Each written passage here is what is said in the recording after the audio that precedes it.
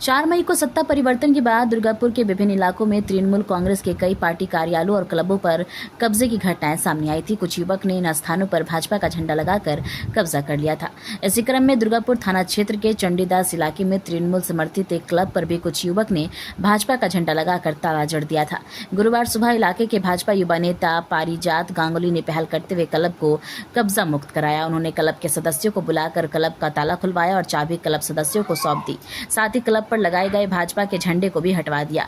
इस मौके पर पारिजात गांगुली ने स्पष्ट कहा कि रातों रात भाजपा का नाम इस्तेमाल कर कुछ युवक इस तरह की घटनाओं को अंजाम दे रहे हैं, जिसे किसी भी हाल में बर्दाश्त नहीं किया जाएगा। আপনারা সবাই অবগত আছেন যে 4 তারিখে বাংলাতে এক নতুন সরকার হয়েছে।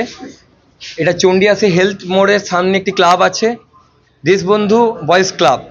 এই ক্লাবটিতে কিছু দুষ্কৃতী তারা 4 তারিখে রাত থেকে এই ক্লাবের ওপর অত্যাচার চালায়, ভাঙচুর করে এবং ক্লাবের মধ্যে তালা দিয়ে যায় এবং আমরা দেখতে পাই কিছু বিজেপির ফ্ল্যাগ তারা লাগিয়ে দিয়েছে। ক্লাব কালচার কিন্তু এটা নয়। ক্লাবের মধ্যে যে কোনো রাজনৈতিক দল থাকতে পারে, সিপিএম, কংগ্রেস, বিজেপি, তৃণমূল সবাই মিলেই ক্লাব চালায়। তৃণমূল আগের সরকার তারা ক্লাব কালচারটাকে নষ্ট করে দিয়েছিল। যে শাসন করেছিল তারা সেই সরকারি ক্লাব লোকরা ক্লাব চালাতো, কিন্তু বিজেপি সরকার সেই সব জিনিস মানে না। ক্লাব মানে ক্লাব, তারা একটা একটা স্বাধীন সংগঠন, তারা যে কোনোভাবে তারা চালাতে পারে।